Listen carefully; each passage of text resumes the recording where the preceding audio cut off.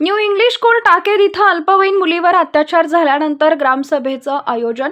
इगतपुरी टाकेद दिनांक 12 फेब्रुवारी 2025 रोजी new English school Taked इथं अल्पवयीन मुलीवर अत्याचार झाला. त्यानंतर ग्रामसभेचं आयोजन करण्यात आलं.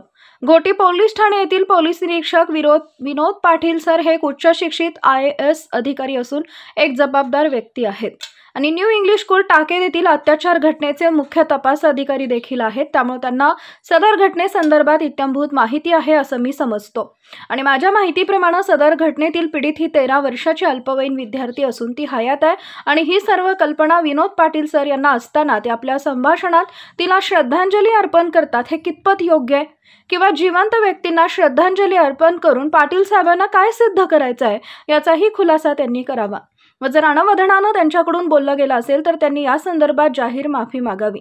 मी पंढरी उर्फ पप्पू पगारे विनोद पाटील यांच्या या बेजबाबदार वक्तव्याचा जाहीर तीव्र शब्दात निषेध नोंदवतो. जाहीर निषेध, जाहीर निषेध, जाहीर निषेध. रोकठोक पोलीस टाइम न्यूजसाठी डॉक्टर अशोक पगारे, इगतपुरी. आमच्या YouTube चॅनलला सबस्क्राईब करा, लाईक करा. अशाच नवनवीन बातम्या आपल्याला पाहायला मिळतील. रोकठोक पोलीस टाइम्ससाठी प्रतिनिधी डॉक्टर अशोक पगारे. सर कोणते आहेत आणि कोणते नाही, पण माझी एक नात 7वीला आहे, एक नात नावाने 5वीला आहे. शाळा सोडली. आई बापा इतके मारले तर रडून रडून मला ते पण आलं तर पोरासाठी का तर मी पण गरीब आहे, मी पण आम्ही गरीब आहे. हातावरचे मासे काटे आम्ही धरतो. 1.5 किलो 3 किलो 500 800 मासे होते तर त्याला विचारा.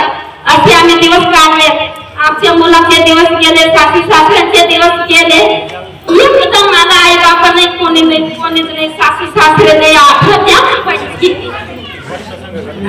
सांगितली तर शाळेमध्ये टाकलं. जे 4थी 3रीला 2रीला होते ती मजा होती, पण माझ्या नातूला 2-3 महिने झाले शाळा सोडली. का तर त्याच्या पोटाला धरून घर उचलून खाली असायचं, कानाला धरून डोळ्याला पाणी नाही काय येणार, डोळ्याला पाणी नाही येणार. आई मारायची, बाप मारायची. आणि संस्था चालक आज कितवा दिवस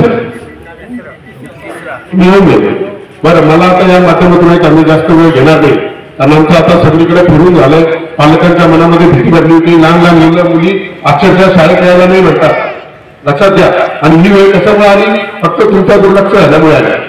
कारण तुम्ही संस्था चालक म्हणून आपण एखादी नुसती संस्था उभी करायची आणि तिच्याकडे जायचं नाही, लक्ष द्यायचं नाही. मला सांगा, जर शिक्षक ती मुलगी वर्गात शिकत होती, शिकत असताना तिला मुख्याध्यापकाच्या घरी पाठवायची गरज काय? आपल्याला प्रश्न आहे. म्हणजे उद्या कोणी बी सोडायला येईल आणि कोणत्या मुलीला शाळेतून घेऊन बाहेर घेऊन जाईल का? आणि आता तुमचे जे CCTV कॅमेरे लावले काही का ते फक्त परिसरात आहे, ते आतमध्ये खोल्यांमध्ये परीक्षा तिथं आपण शिकवतो. प्रत्येक खोलीमध्ये आम्हाला CCTV कॅमेरा पाहिजे आणि वायफाय घ्यायचं.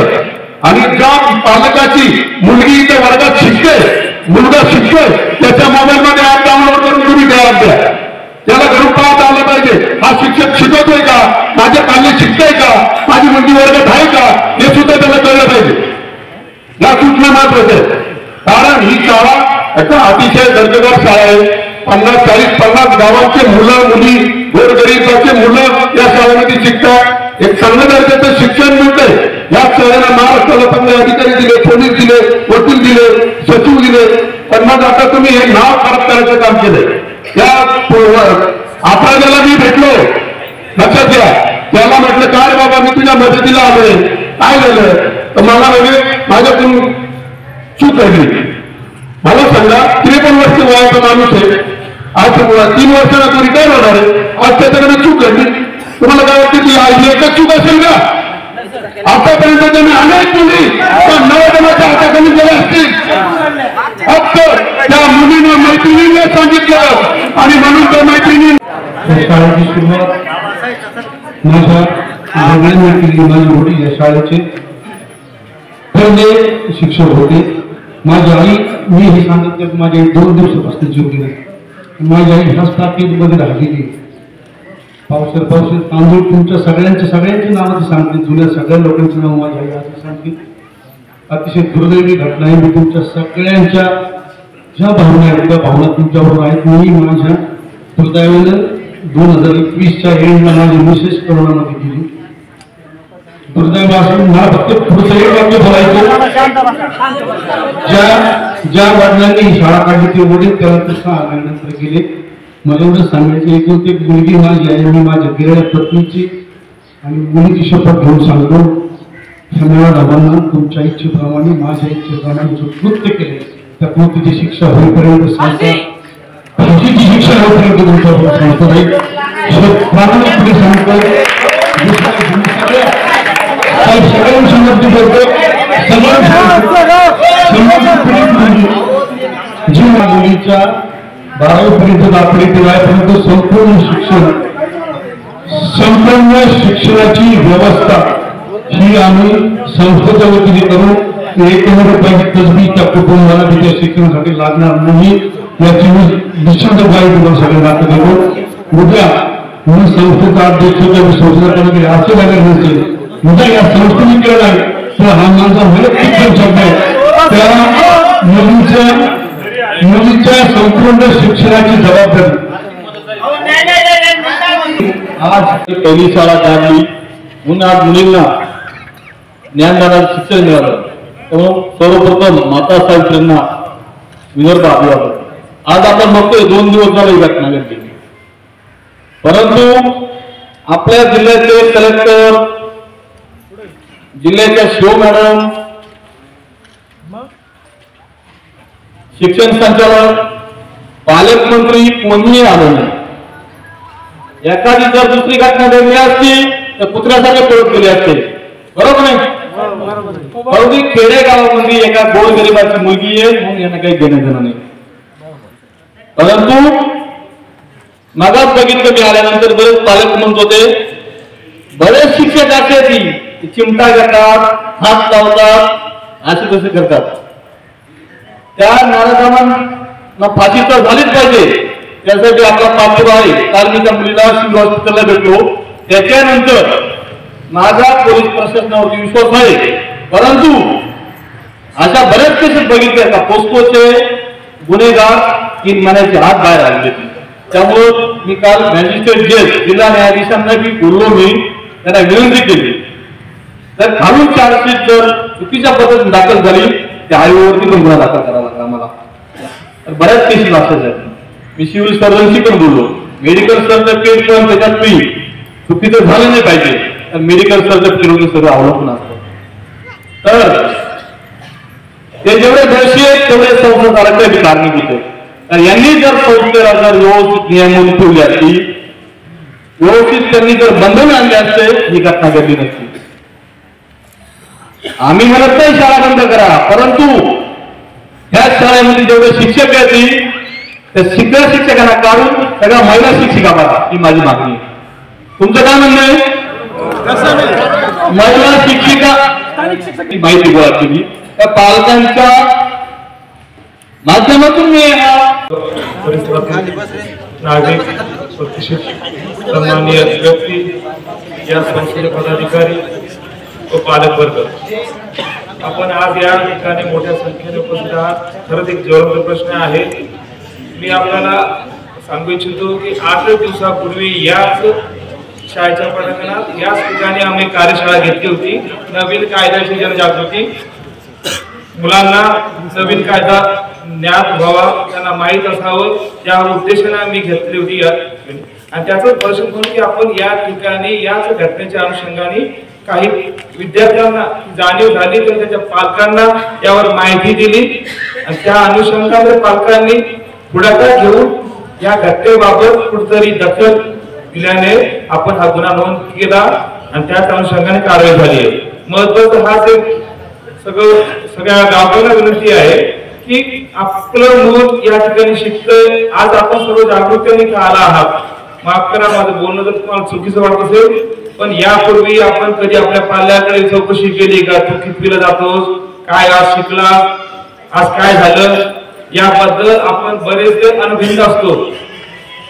ठीक आहे, आज आपण आवाज उचललाय, ज्यावर अन्याय झाला या निमित्तानं आपण एकत्र झालात, आनंदाची गोष्ट आहे. पण आपण न्याय हक्कासाठी नक्कीच भांडला पाहिजे. त्या मुलीवर जो अन्याय झालाय तो कधीही सहन करण्यायोग्य नाही किंवा करू शकत नाही. ज्या लोकांनी ज्यांचा इथं सहभाग आहे त्यांच्यावर निश्चितच ती कठोरात कठोर कारवाई झाली पाहिजे. आणि त्याच अनुषंगाने ज्या वेळेस आम्हाला ही माहिती समजली, तात्काळ आमची पूर्ण टीम, आमचे अधिकारी रात्रभर त्या घटनेच्या अनुषंगाने तपासत होते. त्या घटनेच्या अनुषंगाने तात्काळ कारवाई केली. आपण त्या महिलेची, त्या मुलीची कंप्लेंट जी होती नोंदवून घेतली, गुन्हा दाखल केला. दाखल करण्यापूर्वीच आपण जे संशयित आरोपी होते त्यांना तात्काळ ताब्यात घेतले आणि आता ही आरोपी आपल्या पोलीस कस्टडीत आहे. आपला तपास जो आहे तो तेव्हा तपासासाठी सर्व साक्षीदारांचं त्यांचं सर्वांचं सहकार्य लागतं आणि ते त्या माध्यमातून आपण तपास करत आहोत. तपासावर तुम्ही कुठलीही शंका घेऊ नका. निसंकोचपणे जो तपास होणार आहे तो योग्य पद्धतीने होणार आहे. आणि असलेल्या आरोपांना शिक्षा लक्षात ठेवा. कुणीतरी तुमच्या सर्वांच्या भावना नक्कीच या ठिकाणी गांभीर्य घेतलं जाईल, परंतु हा लढाई इथे संपलेला नाही. आपल्या सर्वांना हा लढा पुढे घेऊन जायचंय. आपल्याकडे पेपर आलेला असेल त्याच्यावर सर्वांनी सही करायची, नाव, गाव आणि सही लक्षात ठेवा, कारण आपल्याला पुढे आजचे ठराव पाठवायचे आहे. नंबर 2, जितके जबाबदार या ठिकाणी जो नराधम आहे त्याचे साथीदार आहे तितके जबाबदार संस्था आहे. कारण संस्था गव्हर्नमेंटला दाखवलं असते की आम्ही शिक्षण, मुलांना शिक्षण देण्यासाठी तयार आहोत. शिक्षक संस्था बनत असते, लक्षात ठेवा. त्यामुळे शिक्षकांच्या प्रत्येक कृतीवर, विद्यार्थ्यांच्या गुणवत्तेवर, शालेय व्यवस्थापन समितीवर, सर्वांवर लक्ष ठेवण्याची जबाबदारी संस्था चालक आणि त्या संचालक बॉडीची असते. त्यामुळे आपण इथे संचालक बॉडी ही पालक सभेला बोलवण्याचं कारण आहे. ही जी पालक सभा आहे ती संस्थेने लावलेली पालक सभा आहे, बरोबर. त्यामुळे इथे होणारे ठराव हे अतिशय महत्वाचे असतील. पालक सभा संपल्याशिवाय मध्येच कोणी उठून जाऊ नये. कृपया आपण इथे आला तर त्या कागदावर सही होईल. मला शिपायांना सूचना करायच्या आहेत की कमीत कमी त्या कागद तिथपर्यंत द्या, पेन द्या. दुसरी गोष्ट, महिला इकडे आलेल्या आहेत, महिलांची सुद्धा भावनेची कदर करायची आहे. महिला सुद्धा कमीत कमी 1 किंवा 2 महिलांनी आपल्या भावना सांगणं गरजेचं आहे. कारण या ठिकाणी जो झालेले कृत्य आहे ते इतकं घृणास्पद आहे का त्याला ठराव नाही, त्याला मापच नाही. त्यामुळे या घटनेमध्ये अजूनही बरेच छुपे गुन्हेगार आहेत असा. आज आपल्याला इगतपुरी तालुक्यामध्ये नामांकित असलेली न्यू इंग्लिश स्कूल या शाळेमधून देशाला नव्हे तर इतर जगाला विद्यार्थी पुरवणारी आपली शाळा होती. पण या शाळेमध्ये या ज्ञानाच्या मंदिरामध्ये या पवित्र खुर्चीवरती जो नरभक्षक बसलेला होता याचा आपण ओळख झालेला आहे. शेवटी त्यांनी आपल्या सर्वांच्या विचारधारेत असलेली ती बालिकेला नरभक्षक केलं. असल्या हरामखोर प्रवृत्तीच्या माणसाला येणाऱ्या भविष्यकाळामध्ये आपण सर्वांनी फाशी झाली पाहिजे की नाही पाहिजे? जर खाल्लेला फाशी झाली पाहिजे की नाही? फाशी झाली पाहिजे की नाही पाहिजे असंच विमर्श करू. पण तत्पूर्वी माझ्या काही संस्थेला, संस्था चालकांना माझे 2-3 सवाल आहेत. याचे आपण येणाऱ्या पुढील भविष्यकाळामध्ये तुमच्या शाळेमध्ये हे सर्व शिक्षक बसलेले, हे सर्व प्रामाणिक काम करणारे शिक्षक आहेत. पण आज या असल्या कायद्यामुळे सर्व शिक्षकांची मान खाली झालेली, सर्व विद्यार्थ्यांची पण मान खाली झालेली. पण याच्यामध्ये तुम्हाला मी 2-3 मुद्दे सूचित करू इच्छितो. हे मुद्दे असे आहेत की तुमच्या शाळेमध्ये आतापर्यंत या ज्या गोष्टी घडत आल्या या सर्व प्रत्येकाच्या कामी पडल्या. का अशा गोष्टी घडल्यात पण त्या बाजून गेल्या. मग या संस्थेच्या अधिकाऱ्यांनी याची पडताळणी का केली नाही हा प्रथम मुद्दा आहे. बरं, तुम्हाला या गोष्टी कसं तुमच्या कामी पडल्या, पण त्याच्यासाठी माझ्याकडून तुम्हाला सूचना आहे. या गोष्टी मी माझ्या गावामध्ये शाळेमध्ये पण राबवलेल्या आहे आणि ती सूचना तुम्हाला सर्व उपस्थितांना सांगतोय. ती सूचना अशी आहे, तुम्ही 3 क्लास निवडा. 9वी 10वी किंवा 10वी 11वी 12वी पर्यंत आपल्याकडे 3 क्लासच्या मुलांना अशा प्रत्येकाला नाव न करता प्रत्येकाला एका क्लासमध्ये एका क्लासमध्ये 40 विद्यार्थी, या 40 विद्यार्थ्यांना 40 चिठ्ठ्या द्या. त्या क्लासमधल्या 40 प्रत्येक 3 क्लासमधल्या त्या विद्यार्थ्यांना 40 चिठ्ठ्या देऊ. प्रत्येक शिक्षकाचं चारित्र्य काय आहे, प्रत्येक शिक्षकाचं चारित्र्य काय आहे कोणता शिक्षक शिक्षणासाठी सत्य आहे, कोणता शिक्षक या असल्या मुलींची छेड काढणारा शिक्षक आहे, हे सर्व त्या मुलांना सांगा. आणि त्यांना मुलांना मला याच्यामध्ये नाव टाकायचं नाही, त्याची ती पुन्हा तक्रार पेटी घेऊन ती समोर ठेवा तुमच्या, आणि त्या तक्रार पेटीमध्ये त्यांच्या तक्रारी द्या. आणि मग तुमचं संस्थेचं तुमचं काम आहे वरिष्ठांचं, किती तक्रार पेटी वाचून त्याच्यामधनं अजून याच्यामध्ये कुणी बक्षीस लपून बसलाय का तो आपल्याला शोधायचं जर असेल तर त्या मुलाकडे शोधलं जाईल, आपला पण शोधला जाणार नाही. सर्व दायित्व सर्व त्याच्यासाठी या पद्धतीने आपण जर केलं तर अजूनही कुणी निर्बक्षक लपलेला असेल तर तो सापडेल का नाही. या पद्धतीने तुम्ही ही एक पहिली अंमलबजावणी करा. आणि जर याच्यामध्ये तुम्ही ही पूर्णपणे सूचना तुमच्या शाळेची जी व्यवस्थापन समिती आहे, शिक्षक पालक संघाची समिती असेल, या ज्या समित्या आहेत या समितीच्या माध्यमातून तुम्ही या समित्यांना समोर घ्या आणि मग त्या तक्रार फेरी काढा आणि मग त्याचं वाचन करा, त्याचं व्हिडिओ शूटिंग चित्रीकरण करा, त्यावेळेस तुम्हाला तो निर्देशक सापडेल.